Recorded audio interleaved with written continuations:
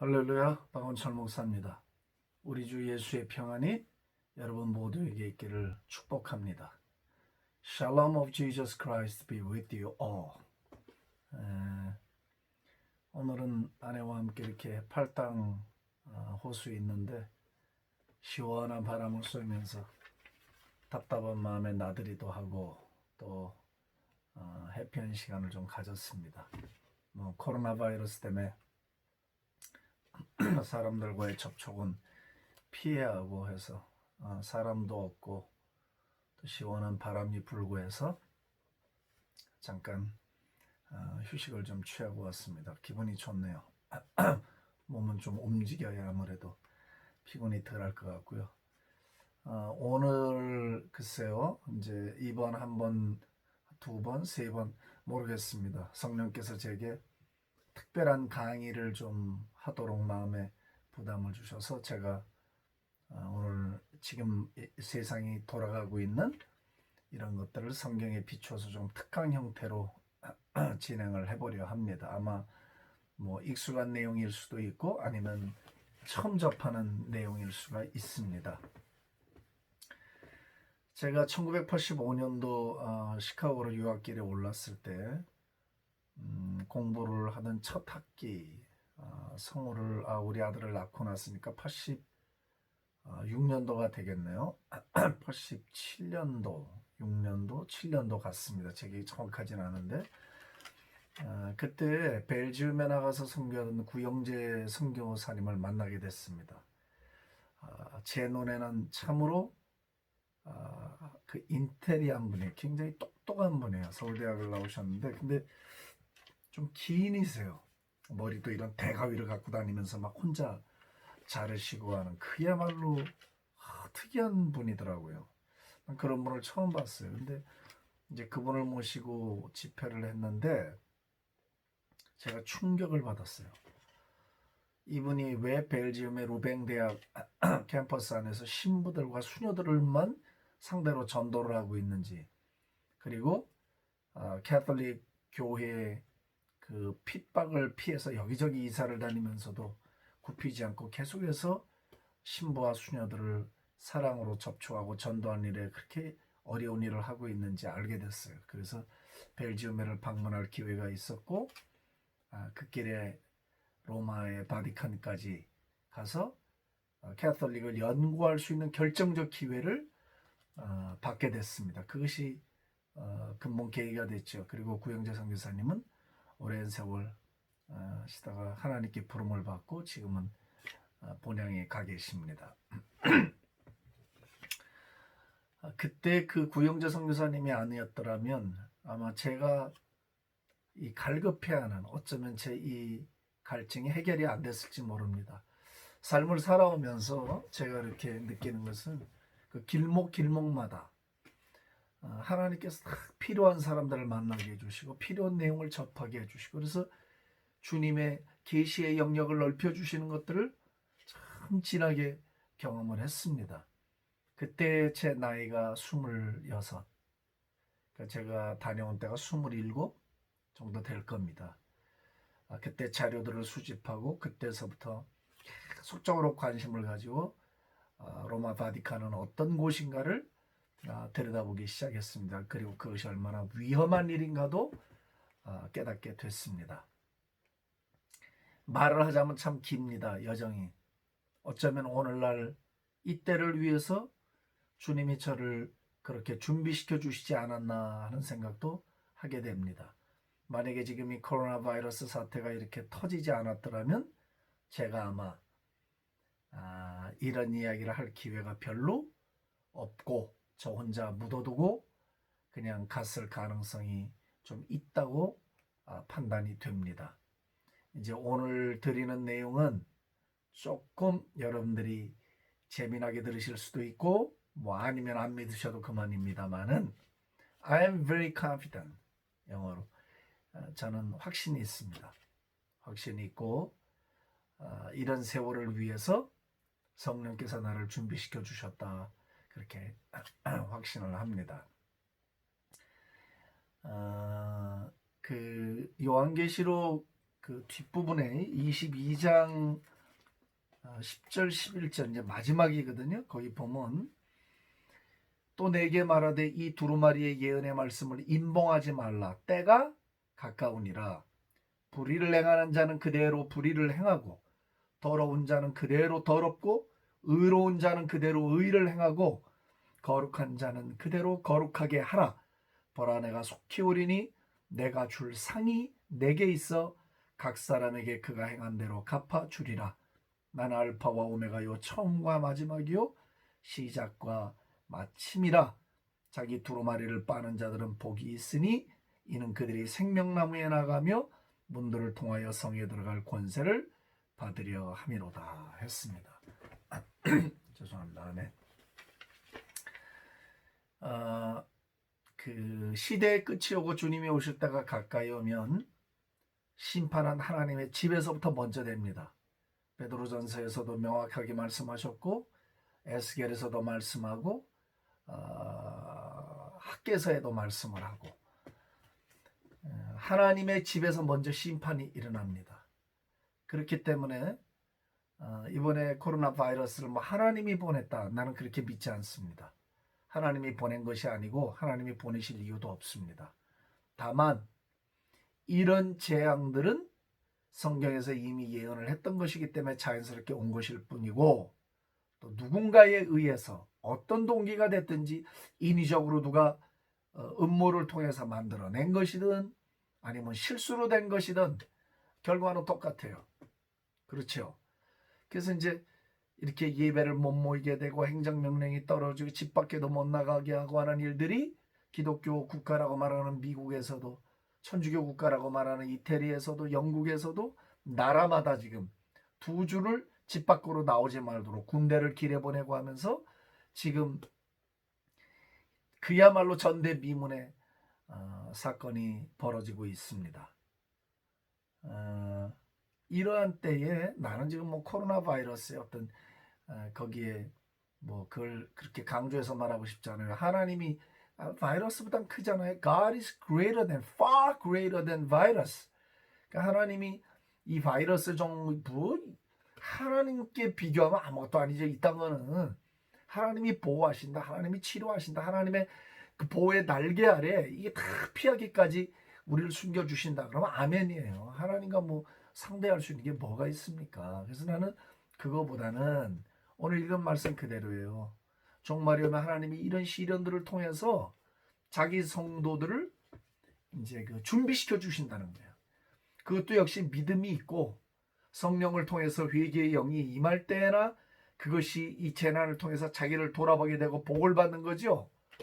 그것도 마음대로 그렇게 되는 건 아닙니다. 회개도 평상시에 익숙한 사람이 위기 때도 회개가 되는 거지, 평상시 회개가 뭔지도 모르고 거룩이 뭔지도 모르고 살아간 사람들이 위기가 온다고 해서 아이고 잘못했습니다, 그런 건 없습니다. 성경에 제가 지난번에 읽어드렸잖아요. 이렇게 무서운 자연계 재앙이 오고 막 천지가 뒤집히고 하는데도 하나님을 비방하고 회개치 않더라고 그러잖아요. 그런 말씀이 세 군데나 반복적으로 나오거든요. 그렇기 때문에 이 평상시에 다듬어진 그 경외의 영성, 회개의 영성들이 이 위기 때도 나와서 자기를 거룩하게 하고 정화시킬 수 있는 거지, 그게 뭐 시기가 어렵다고 해서 이렇게 엎어져서 회개하고 그러는 것은 아닙니다. 오늘 성경이 명확히 그러잖아요. 불의를 행한 자는 그대로 불의를 행한다. 더러운 자는 그대로 더럽고 의로운 자는 그대로 의를 행하고 거룩한 자는 그대로 거룩하게 하라. 무슨 얘기입니까? 갈라진다는 거예요. 이런 시련이 찾아오고 정말 이 바이러스 전염병 하나 때문에 세상의 교회들이 속수무책으로 문을 닫는, 교회뿐만이 아니라 이제 온 세상이 지금 뭐 꼼짝할 수 없는 지경에 이르게 되면 이제 시간이 다가올수록 어떤 현상이 벌어지느냐, 갈라지는 현상이 온다는 거예요. separation, 갈라진단 말이에요. 그래서 거룩을 사랑하는 자들은 점점 더 거룩을 향해서 가게 되고, 의를 사랑하는 자들은 점점 의를 붙들고 그곳으로 가게 된다는 거예요. 불의를 행한 자는 상관없이 그냥 don't care예요. 그냥 불의를 행하고 더러운 짓을 하는 사람들은 그것도 회개하지 않고 계속 더러운 일을 하고 무관심하게 어쩌다 있을 수 있지, 지나갈 거야, 그런 사람들은 그냥 그렇게 살아가게 된다는 거예요. 오늘 이 유튜브 방송을 보시는 우리 사랑하는 하나님의 백성들 위해 성령께서 여러분들의 마음에 오늘 어떤 그 우레처럼 큰 음성으로 혹은 속삭이는 whispering voice, 그런 속삭이는 소리처럼 여러분들의 심령의 말씀을 주시기를 원합니다. 예? 그래서 이 갈라지는 시대에 우리가 어느 편의 줄에 설 것인가를 결정해야 합니다. 우리가 비록 거듭난 신자라 할지라도 우리는 이 편에 설 것인가 저 편에 설 것인가를 명확하게 결정해야 합니다. 노아의 때와 같다고 그러지 않았어요, 제가. 예? 하나님의 말씀을 경히 들으면 안 됩니다. 이 시대가 주는 사인들을 들어야 합니다. 이 사인들을 듣고 그리고 하나님의 마음이 어디에 있는가 이걸 알고 우리가 순종할 때 그 사람 복 있는 사람이 되는 거예요. 갈라집니다. 보십시오.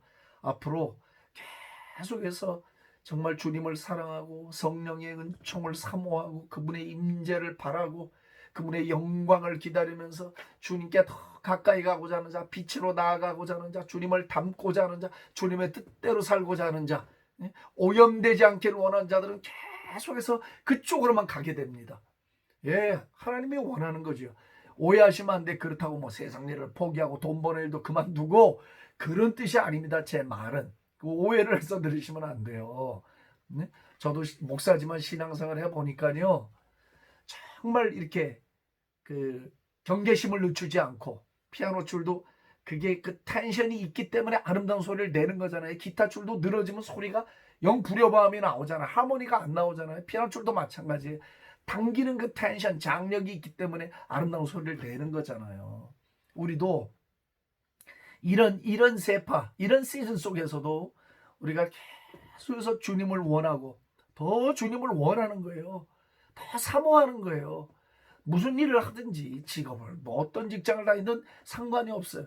우리의 이 포커스, 우리의 중심, 우리의 생각, 우리의 삶의 패런들이 이 세상을 닮아가는 것이 아니라 유흥과 쾌락에 빠지는 것이 아니라 자기 정욕과 의에 빠져 사는 것이 아니라 종교적인 릴리저스 라이프로 살아가는 것이 아니라 온전하게 거듭난 삶으로 주님을 더 원하는 거예요. 주님을 원합니다. 주님과 함께하기를 원합니다. 그래서 자꾸 주님을 닮아가기를 원하고 주님 뜻대로 살기를 원하는 방향으로 자신의 삶을 살아가게 된다는 거예요. 목사도 별 수 없어요. 그렇게 사모하고 그 길을 가지 않으면 자연적이고 자동적으로 그런 삶을 살 수 있다는 건 거짓말이에요. 설교를 화려하게 하는 것과 주님을 닮고 주님과 함께하는 거하고는 다른 이야기입니다. 완전히 다르니 아무 상관이 없어요. 어떤 때는 그런 거하고는. 그렇기 때문에 오늘 여러분들에게도 이 말이 격려가 되고 복이 되기를 주님의 이름으로 축복합니다. 아멘. 나는 들을 수 없지만 아멘 하신 줄로 믿습니다. 차 안에 계셔도 아멘 하시고 들으시면서도 입을 벌려서 아멘 하시면 돼요. 아멘 할 때 동의하는 거예요. 그렇습니다. 그러면 그것이 내 안에 훅 들어온단 말이죠. 그래서 이 갈라지는 시대 알곡과 쭉정이를 가르고 이번에 아마 이게 한 달 정도 지금 예배당 문을 못 열 가능성이 크잖아요. 미국도 마찬가지입니다만은 아마 알곡과 쭉정이가 갈라지는 뭐 그런 계기도 될 것이고 또 방송을 통하여 더 많은 그 가나안 교인이라 하대요. 한국에서는 가나안 안 나가를 거꾸로 하니까 가나안이래요. 안 나가는 교인들이 늘어날 것이다. 가나안 교인들이 늘어날 것이다 하고 예측하는 분들도 있기는 있습니다. 뭐 그건 본인들이 알아서 할 일이고 살고자 하는 자는 다른 중심으로 주님을 섬길 것이고 그냥 세속에 빠져 살 사람들은 여전히 주님의 경고의 음성에 귀를 닫아버리고 자신이 원하는 방식으로 끊임없이 살아갈 것입니다. 하나님께는 책임이 없습니다. 다 우리 개인의 선택입니다. 선택한 우리가 그것에 책임을 질 수밖에 없죠.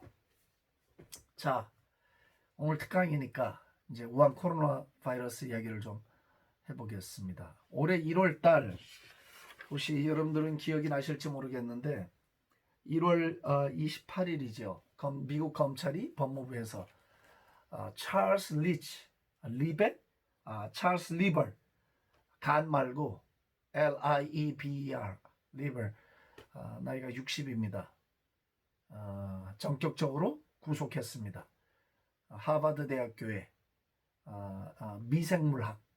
생물학의 유명한 교수이고 권위자입니다.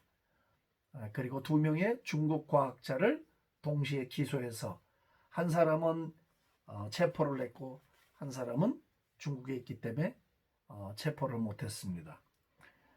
옌칭예 29살 인민해방군 장교, 그리고 자오숑쟁 30살입니다. 두 명의 중국 과학자와 한 명의 미국 하버드 대학 교수를 구속시켰습니다. 법무부 웹사이트에 들어가셔서 제가 말한 찰스 리버를 치시면 이게 기록이 쭉 뜹니다. 검증하셔도 괜찮습니다. 내용이 아주 흥미롭습니다. 이 찰스 교수는 하버드 대학교의 미생물학 교수로서 꽤 유명한 사람인데 어디에 인볼브를 했는가? 우한에 있는 미생물 세균 연구소, 그러니까 중국이 지금 추진하고 있는 프로젝트 가운데 하나가 뭐냐면 Thousand Talent, 그러니까 1000가지 재능을 가진 1000가지 재능 이런 뜻입니다. 그런 플랜을 운영하고 있습니다. 그래서 중국 과학자 가운데 해외에 있는 과학자들을 통해서 정보를 미국에 갖고 와서 중국으로 갖고 오는 그런 아주 스트래티지한 전략적인 그 계획을 운영하고 있는데, 이 찰스 교수가 거기에서 돈을 수백만 불을 받습니다. 받고 연구를 하고 인센티브를 받고. 그런데 왜 검찰이 기소를 했는가? 그걸 자기가 인볼브하지 않았다, 모른다고 계속 부정했는데 증거가 나온 바람에 구속이 됐습니다. 그러면 그냥 그 연구소에 지원금을 받고 학자들 간에 국제 간에 얼마든지 교류할 수 있거든요. 근데 그것 때문에 구속을 했다, 뭔가 상식적으로 맞지 않잖아요. 아무리 미국과 중국 간에 갈등이 있다 해도 법이라는 건 그렇게 막 가는 게 아닙니다. 근데 세균을 연구하는 거예요. 백신도 하고 세균도 연구하는. 근데 그게 하필이면 우한이에요. 그러니까 우연이 아닌 거예요. 우한의 연구소. 제가 또 다른 자료들이 있는데 그래서 지금 구속된 상태입니다. 그리고 지금 중국으로 가 있어서 구속이 안 된 옌칭예 29살 이 사람은 현재 인민해방군 장교입니다. 신분을 위장하고 미국에 와서 세균 연구라든지 이런 미생물 연구로 속인 죄, 자기 신분을, 그러니까 이제 미국 정부에서 얘기는 이게 중국 이제 당국에서 스파이로 보낸 학자라고 보고 있는 거거든요. 그다음 이제 세 번째가 자오숑쟁 30살인데 공항에서 중국으로 그 베일스, 뭐라고 그러죠? 우리 피 뽑을 때 쓰는 요만한 병이 있잖아요. 피 담는 병, 그걸 베일이라고 그러는데 그 21개 병에 양말에 숨겨갖고 이제 그 안에 뭐가 들어가 있었냐, 그 세균들 샘플이라든지 그 연구 내용들이 있어서 이걸 중국으로 갖고 가려다가 공항에서 체포가 됐습니다.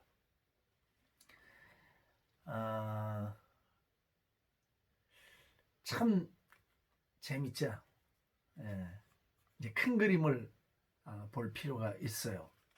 그래서 이제 이 사태가 불거졌는데, 그러다가 본격적으로 우한에서 드디어 이제 코로나 바이러스가 터지기 시작하더니 막 중국을 시작해서 대한민국, 일본, 이제는 미국, 영국, 이태리, 포르투갈, 스페인, 가리지 않고 독일까지 전 세계를 막 강타하면서 이것이 번져 나가고 있습니다. 앞으로 제 생각에 아무리 빨라야 6, 7월이나 돼야 조금 가라앉지 않을까 하는 조심스러운 예측을 해봅니다.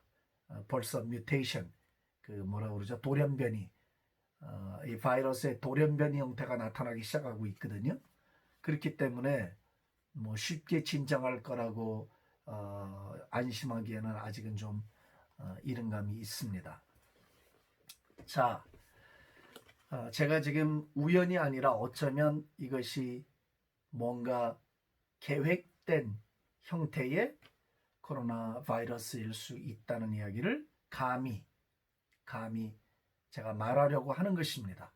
물론 인위적으로 시작이 됐든 실수로 실험실에서 뭐가 흘러나와 갖고 이게 숙주인 중간 매개체인 박쥐를 통해서 번졌다, 그렇게 될 수도 있지만 어찌 됐거나 이 배후의 이 세계의 단일 정부와 그리고 New World Order, 새로운 질서를 형성해서 적그리스도가 오는 판을 만들려고 하는 거대한 흐름은 이미 수면에 조금씩 올라오기 시작했다는 것이 저의 관점입니다. 제가 85년도부터 참으로 긴 세월입니다. 줄기차게 이 부분을 계속 놓치지 않고 있었습니다. 때가 되면 이것이 수면에 올라올 것이다. 근데 지금 조금씩 눈에 보이고 있습니다. 이번에 이 코로나 바이러스 때문에 보십시오. 나라에서 명령을 내리고 길에 군대가 나오고 경찰들이 쫙 깔리니까 무서워서 밖에를 못 나갑니다. 미국도 제 친구 딸이 밖에 나갔다가 400불짜리 티켓 먹고 들어오고 사람과 사람 사이에 2m 거리를 두지 않았다는 거예요. 정말 코미디 같은 이야기지만 현실에서는 이런 일들이 지금 벌어지고 있습니다. 2주라고 하는 건 긴 시간이에요. 사람들은 무엇인지도 알지 모르는 채 2주 동안에 무슨 일이 벌어지려고 하면 얼마든지 벌어질 수 있는 그런 시간들이거든요. 그렇다면 이제 이런 제가 말씀드리고자 하는 건 이제 그 적그리스도가 오는 어쩌면 이 세상에 새로운 질서를 만들어내려고 하는 어떤 오랫동안 준비된 수백 년을 준비해온 이런 흑암의 세력들이 음녀의 세력들이 이제 조금씩 판을 만들고 리허설을 하는데 매우 성공적으로 진입을 했다는 거예요. 이게 리허설이에요. 재난이 오는 리허설이기도 하고 그리고 악한 세력들이 적그리스도의 세력들이 한번 시험 케이스로 이제 워킹을 잘 하는구나. 이런 제가 좀 표현하는 게 그렇지만은 그렇게 해서 지금 아주 엑서사이즈를 충분하게 잘 하고 있다고 저는 판단이 됩니다. 세상에 우연히 일어나는 일은 없습니다. 우연히 일어나는 일은 없고 어떤 계획된 일들이 세상에는 너무나 많이 일어나고 있습니다. 오늘 제가 이걸 다 못 끝낼 거예요. 양이 많기 때문에. 그래도 여러분들이 계속해서 큰 그림을 보시면 성경을 보실 때도 큰 도움이 돼요. 도움이 되고 우리가 건축할 때 이 건물을 어떻게 지어야 되겠다. 그러면 우리 마음속에 이런 설계대로 하면 이런 건물이 나오겠다라고 하는 어떤 결과를 예측할 수 있잖아요. 뭐 결과도 예측 안 하면서 무조건 설계를 할 수는 없는 거잖아요. 신앙생활이 똑같아요. 우리가 어떤 결과가 있을 것이다를 성경을 통해서 미리 보는 거예요. 미리 추측하는 거예요. 성경이 그런 책이니까. 그죠? 그래서 그것을 준비하고 그럼 이런 때 우리는 어떤 방식으로 살아야 되겠는가를 우리가 약속 가운데 견고 있어서 두렵고 떨리는 것이 아니라 오히려 믿음을 갖고 하나님의 약속을 붙들고 승리하는 방향으로 가야 된다는 거예요. 단 무지해서는 안 된다는 거예요. 무지해서는 아무것도 모르고 그저 그냥 멍 때리는 이런 신앙처럼 위험한 신앙이 없어요. 알아야 돼요. 알아야 되고 대비를 해야 되고 준비를 해야 돼요. 제가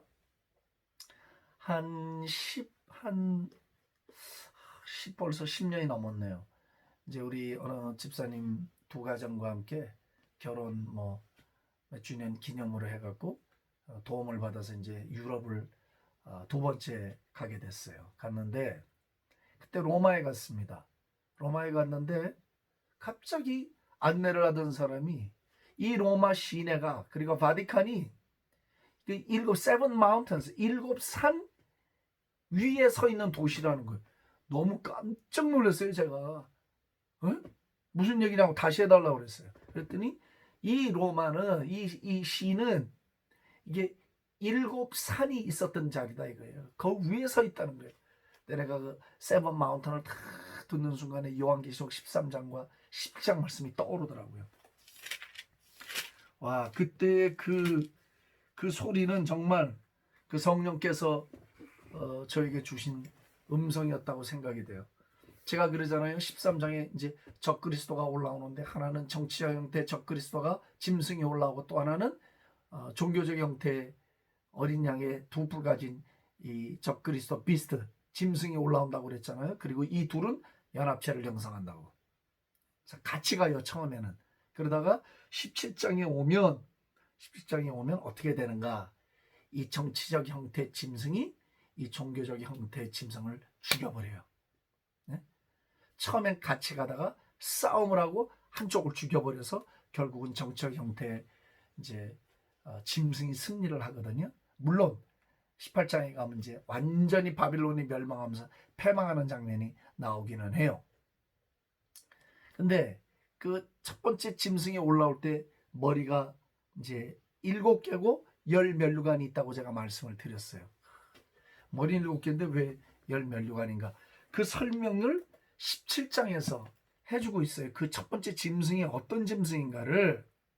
그러면서 천사가 이르되 왜 놀랍게 여기느냐? 내가 여자와 그가 탄 7머리와 10뿔 가진 짐승의 비밀을 내게 이르리라. 내가 본 짐승은 전에 있었다가 지금은 없으나 장차 무적행으로부터 올라와 멸망으로 들어갈 자니 땅에 사는 자들로서 창세 이후로 그 이름이 생명책에 기록되지 못한 자들이 이전에 있었다가 지금은 없으나 장차 나올 짐승을 보고 놀랍게 여기리라. 지혜 있는 뜻이 여기 있으니, 보십시오. 지혜 있는 뜻이 여기 있으니 그 7머리는 여자가 앉은 7산이요 했습니다. 여자가 앉았어요. 음녀예요. Mother of whore.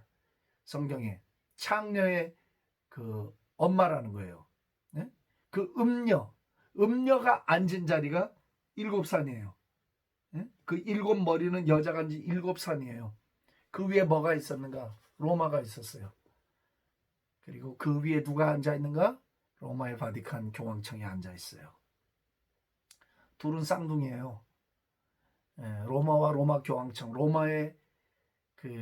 로마가 나눠진 나라들 가운데 지금 형성된 유럽의 대륙이 그게 10개의 면류관이에요. 제가 나중에 또 상세하게 설명하겠지만, 그러나 그 음녀가 앉았던 7산, 기가 막히지 않습니까? 로마 사람들도 아는 거예요. 이거를 역사 속에서 이 도시가 7산 위에 앉아있던 데라고.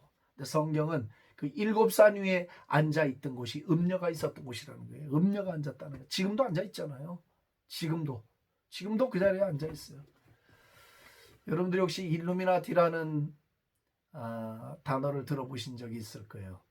이그나시우스 로열라, 그 제수이트 예수회의 그 수장으로 있던 15세기 유명한 사람이죠. 시카고에도 로열라 대학이 있고요. 한국에도 서강대학이 예수회가 설립한 겁니다. 제수이트. 그들은 그러니까 그 교황청 안에도 옛날부터 권력 싸움이 치열해요. 지금도 좀 그렇긴 합니다. 권력 싸움이 치열합니다. 그래서 펠리칸 파가 있고 예수의 파가 있고 무슨 파가 있어요.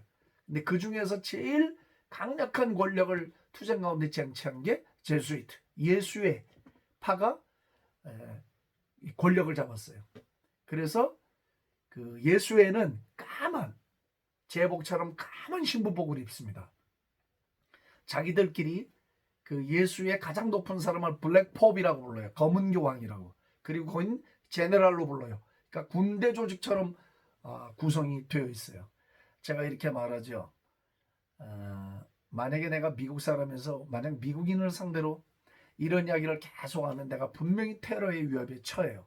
알베르토 신부도 바티칸에서 높은 자리에 있다가 이 비밀들을 알고 나와서 미국에 와서 칙 퍼블리케이션을 캘리포니아에 만들고 자신은 철저하게 숨고 자기 여동생까지 수녀로 있었는데 건전해서 살다 나중에 결국은 둘 다 암살을 당해서 죽었거든요.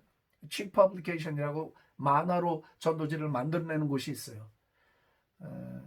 그래서 철저하게 자신의 위치를 숨기고 살았는데 결국은 그렇게 됐어요. 지금도 미국에서 이런 이야기를 하는 사람은 계속해서 살해의 위협을 받으면서 자신들을 숨겨다니고 있어요. 건드리면 안 되는 어떤 그런 영역이거든요.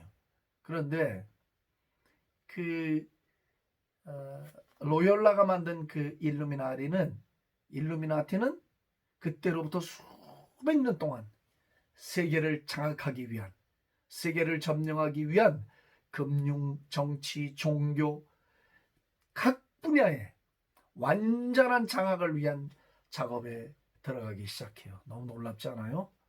내가 나중에 요한계시록이 왜 현재와 과거의 해석은 없고 전부 미래로 돌변하게 되는가를 제가 설명하게 될 거예요.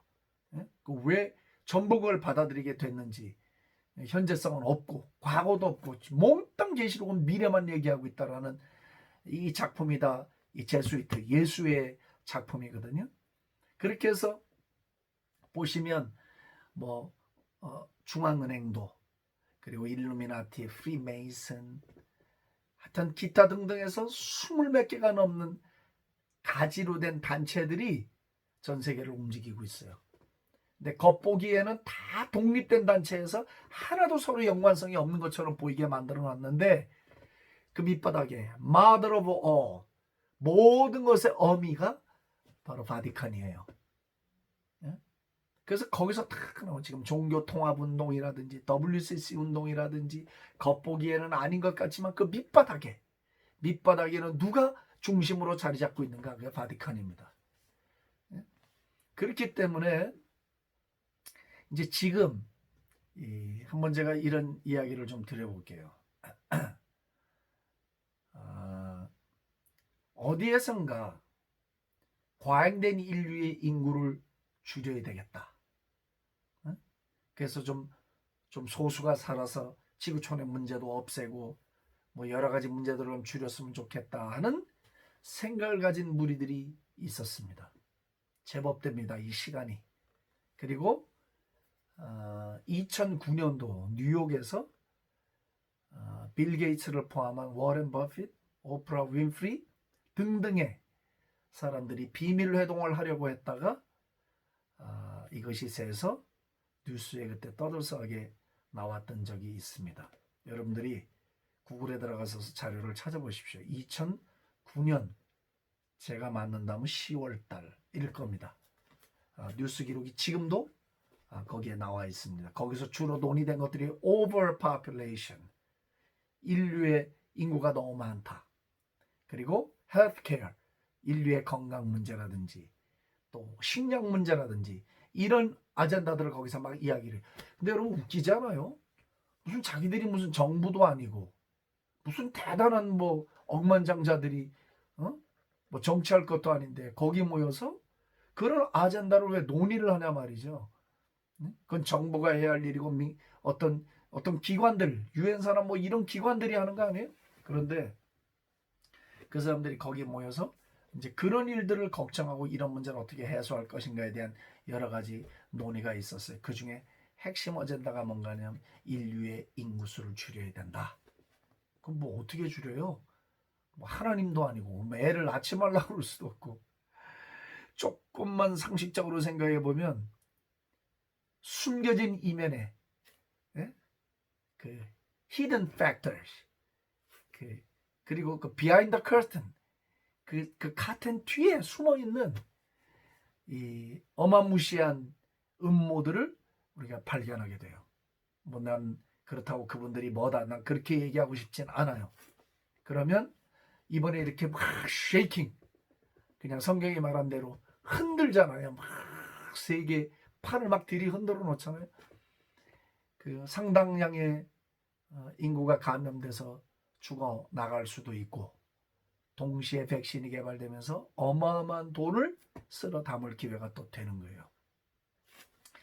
여러분, 정치와 경제는 떨어져 있지를 않습니다. 절대로 떨어져 있지 않습니다. 정치는 돈이 있어야 합니다. 그래야 백성들이 소란을 일으키지 않습니다. 경제와 정치는 한 덩어리입니다. 영원한 동반자입니다. 그렇기 때문에 지금은 네 편 내 편도 없습니다. 하나님의 편과 사탄의 편 둘 중에 하나지 그 이상은 이하는 존재를 하지 않습니다. 정신 바짝 차려야 됩니다. 그 그레이 코너, 중간지대가 없어요. white or black이에요. 하나님 편에 서 있든가 세상 편에 서 있든가지 양다리를 걸쳐서 in between이라는 게 존재하지 않아요. 영적 세계는 그런 게 아닙니다. 가만 놔두면 중간을 유지할 수 없어요. 영적 세계 퇴보하게 돼 있어요. 부패예요. 열심을 해서 주님을 쫓아가지 않으면 퇴보하게 되어 있지 중간에 머물러 있지 않는단 말이죠. 속으면 안 됩니다. 그래서 열심을 갖고 주님을 섬기고 선을 행하고 거룩을 향하고 막 달려가야 되는 거지. 뭐 그냥 나는 중간이나 유지하겠다? 그건 불가능해요. 퇴보하고 썩게 돼 있고 부패하게 되어 있거든요. 세상을 사랑하게 되어 있거든요. 그렇기 때문에 이런 흔들림 속에서 이제 어떤 세계 경제 어마어마한 부를 챙겨가고 있는 그룹들이 나올 것이고, 백신을 개발하면서 또 경제가 확 가라앉았을 때 어디에선가는 이것을 의도적으로 막 갈고리로 채가는, 고도의 경제 논리를 이용해서 채가는 것들이 있게 될 것이고, 또 반대로 이 바이러스를 통해서 많은 사람들이 고난을 받고 죽음에 이르는 어두운 면도 보게 될 것이에요. 정말로는 생각할 때 두 가지 부류가 있어요. optimistic, 희망적으로 보는 거예요. 하나님은 대추수를 이루고 점점 좋은 세상을 만들 것이다. 또 한 부류는 pessimistic, 부정적으로 보는 거예요. 점점 세상은 어려워지고 거칠어지고 더 많은 전쟁과 위험의 전염병들이 발생하게 될 것이다 이야기하는데, 둘 다 맞아요. 어느 한쪽만 맞는 게 아닙니다. 희망으로 볼 때, 희망적으로 볼 때는 어떤 희망인가? 이런 재난을 통해서 교회가 새로워지는 거예요. 우리 신앙이 새로워지는 거예요. 우리 정신이 깨어나는 거예요. 그래서 다시 한번 자신들을 돌아보게 되고 믿음을 점검하게 되는 거예요. 할렐루야.